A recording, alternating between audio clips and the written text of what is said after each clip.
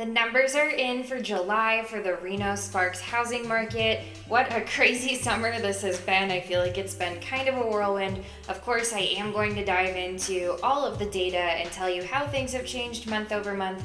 Also give you kind of a big picture frame of reference. And also, of course, as always, I will give you what this means for both buyers and sellers, which if you're watching this, chances are you are either one or the other or both. So make sure you pay attention and please go ahead right now and hit that like and that subscribe button. I put out new videos every single week about all things related to real estate and the Reno market. So let's dive in without further ado.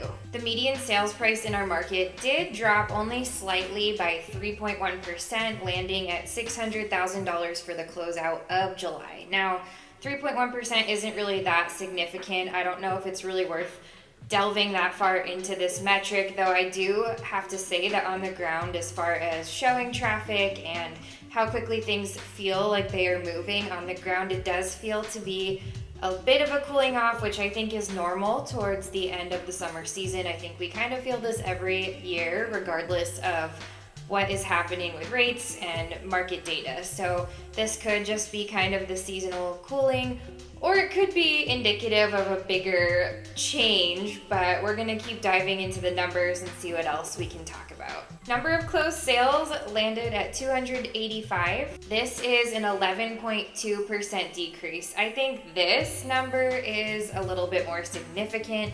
I would say an 11+% drop in number of closed sales is kind of indicative of a cooling off. As I mentioned a moment ago, I am kind of feeling that way on the ground. It does kind of seem like things are moving slower. There was a point a few weeks ago where I would be booking showings in the morning, and by the time we were getting to see them in the afternoon, they were already under contract. I'm really not seeing that so much anymore. Of course, this could be due in part to the recent hike in interest rates. Obviously, with rates really close to that 7% mark now, a lot of buyers are struggling with affordability. This really hasn't changed, but also, we're seeing that price tags have gone up. So buyers in this market are really dealt kind of an interesting hand. That's not to say it's impossible to buy right now, and I do have some creative strategies for you, so just stay with me. We're gonna keep rolling through the data, and then I will shift gears into what that might mean for you as a consumer. Median days to contract. This one also increased significantly at 26.7%.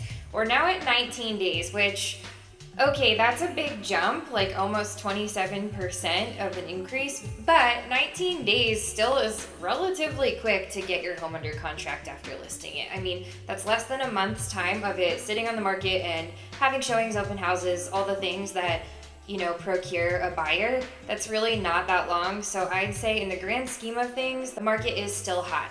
Is it as hot as it was 30 days prior? Maybe not, but it's not like it's crashing by any means. Percent of list price received, 98.7%. This went down by less than 8%, actually less than 0.5%, so it's really not that significant, but there was a time when that metric was well over 100%, and now we're kind of dipping into the 98-99% range as of late.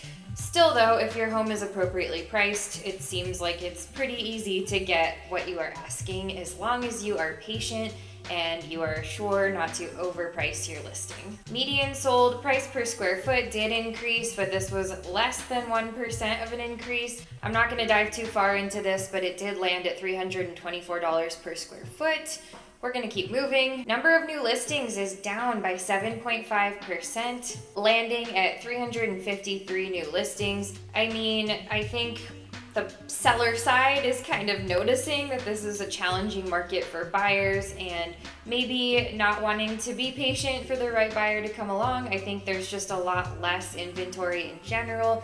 We do have a scarcity factor largely at play, both nationally and of course here in our local market. Month supply of inventory did actually significantly increase month over month from June to July, landing at 1.9 months, which is an increase of 13.3%. So number of new listings are down, but month supply of inventory are up.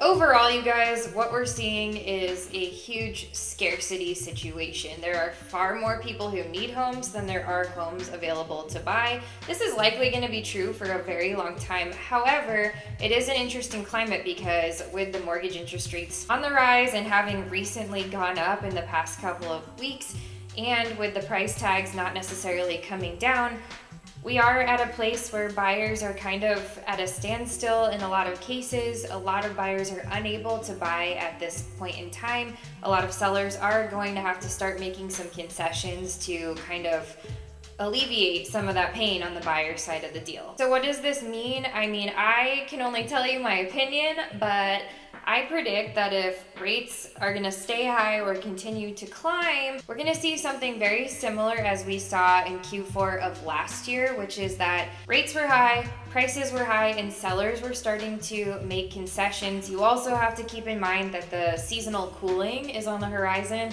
This is something that happens every year. This is not special or specific to the market climate that we are in. So with all those factors at play, I do believe on the seller side of the deal, we are going to have to start seeing some more concessions, some more seller credits, some extended timelines. And of course, on the buyer side, you may have an opportunity, and notice how I said may. A lot of it's going to depend on what happens with rates in the coming weeks, but you may have an opportunity once again to have less competition and start asking for these concessions that I'm speaking of. I don't think it's going to be a very dramatic shift like it was a year ago. I do think it might be more of a short-term situation.